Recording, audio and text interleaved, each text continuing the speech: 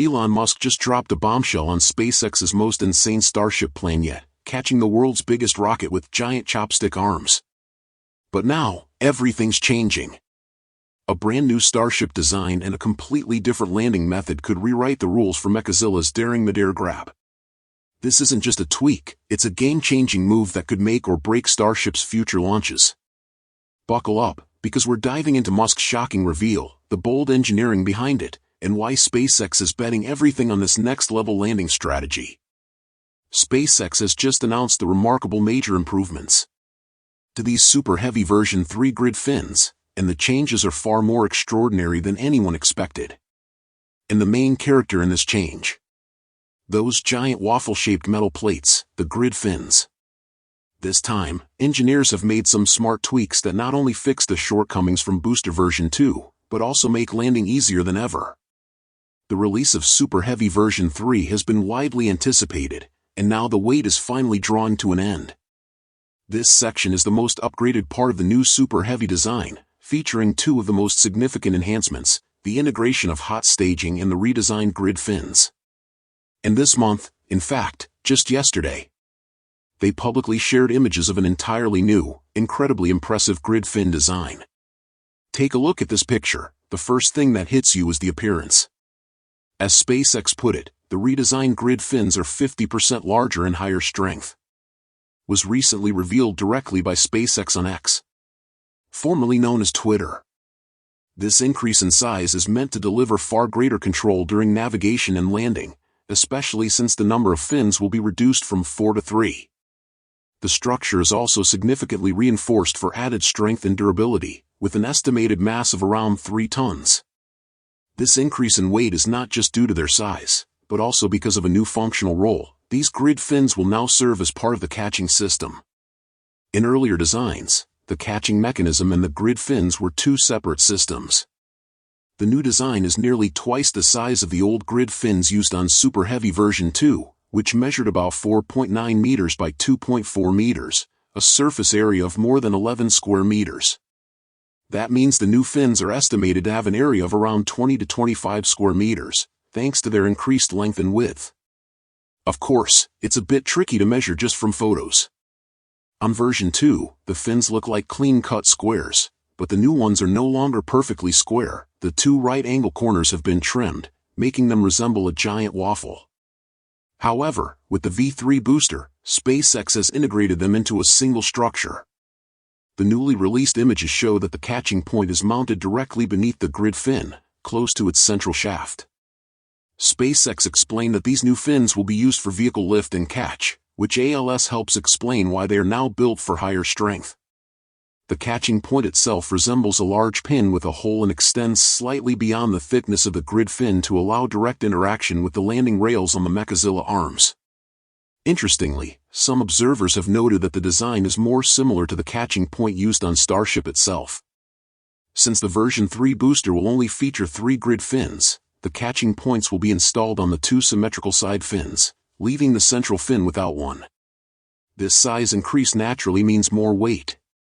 If the old ones weighed around 3 tons each, the new design could be pushing 5 tons. But judging from their sleek polished look, SpaceX may have switched to a stronger alloy, capable of withstanding the higher aerodynamic forces that come with a larger surface area. Notice the pointed tips at the bottom of the new grid fins? Those are key to reducing drag as the fins move through the atmosphere, even with the increased size. They also improve directional control by optimizing airflow around the fin. That's not all. Those tips help generate lift and precise torque, allowing the booster's orientation to be finely adjusted during landing.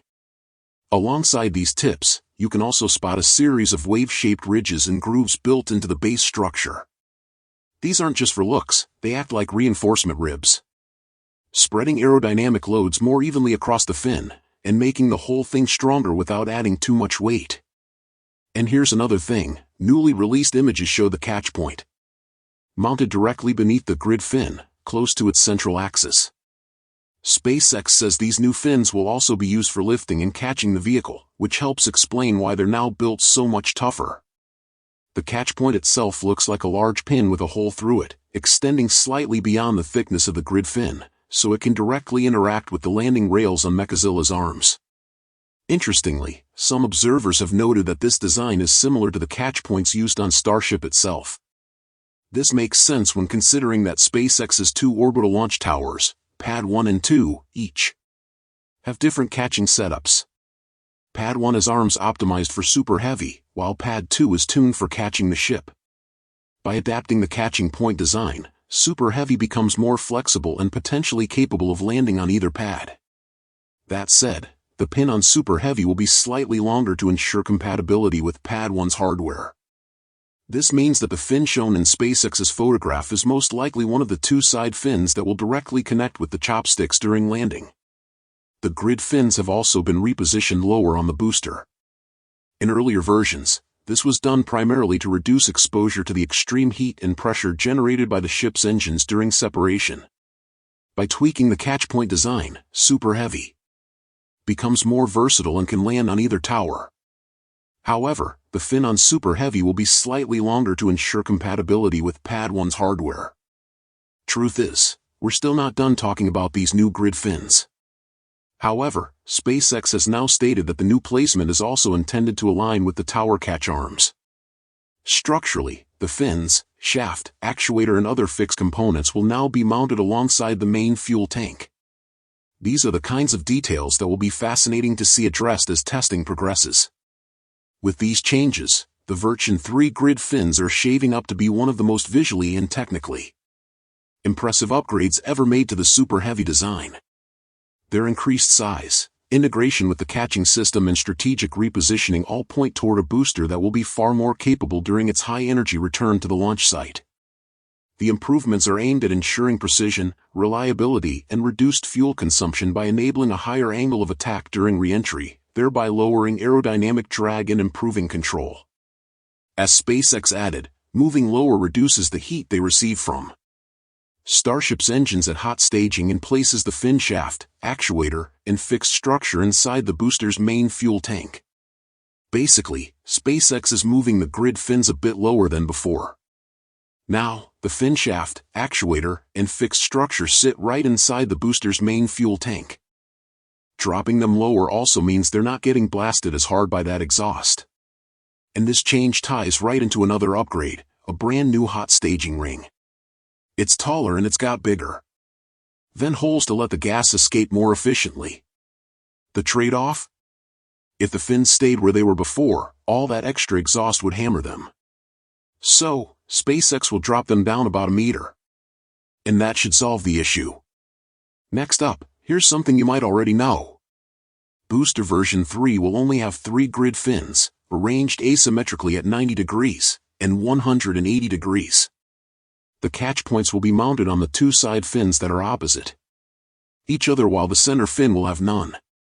This means the fin shown in very likely one of the 2 side fins that will connect directly with the chopsticks during landing. Each fin isn't just doing one job. They help control both pitch and yaw at the same time. Say the rocket needs to pitch up. 2 fins sitting 90 degrees apart tilt together to generate lift, while the third fin at 180 degrees steps in to balance things out or give a little extra push. The fins move in sync, each contributing part of the force. Even roll control spinning the booster along its axis can still be done by turning all 3 fins in the same direction. It's a more coordinated dance, but it still works. Dropping one fin cuts a massive chunk of mass. Based on SpaceX's design, each fin weighs about 3 tons, almost 20 times heavier than a Falcon 9 fin. Removing one fin but slightly increasing the size of the others adds a bit of weight, but not significantly. You could still save around 1 ton, and that might seem small, but think about it. Shaving off 1 ton helps reduce stress on the launch tower during landing. That's the price you pay for handling Super Heavy's insane size and brutal re-entry forces.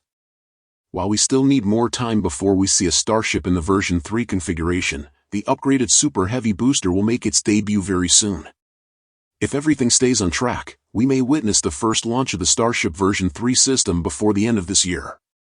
Everything seems to be going to plan, and assuming that there is no other snags in the schedule. And to ensure a smooth transition into the version 3 era, SpaceX must demonstrate first strong performance in its upcoming missions, particularly with the fast-approaching Flight 10. Most recently, SpaceX completed a spin prime test on Ship 37. And so now Ship 37 has been removed and rolled back to the Mega Bay. And SpaceX is once again readapting the pad for launch configuration, instead of static fire testing configuration. However, SpaceX is getting closer to their new target date of August 22nd, Friday for Flight 10. They originally wanted to launch Flight 10 months ago in June. But we had the unfortunate damage at the master's testing site. But we're getting closer to Flight 10 since SpaceX was able to adapt and overcome using the launch pad as a place for static fire tests. We probably will see a launch in August. And right now SpaceX is targeting August 22nd. So maybe the 25th, maybe the 26th. That's my guess. They have the first of the not Mars. The notices to mariners out there that suggest the 22nd could be the first date, and then it has a week or so of dates. So that still fits within that 25 or 26, and that's my guess. And that's about it for today's episode. Thank you so much for tuning in, and that's all for today's update. If you enjoyed watching and found it useful, please make sure to subscribe to my channel and hit the like button. And if you want to support our channel and if you want to be up to date, you can become an exclusive member, so click on our perks through the link in the description below. Thanks to watching and see you next time.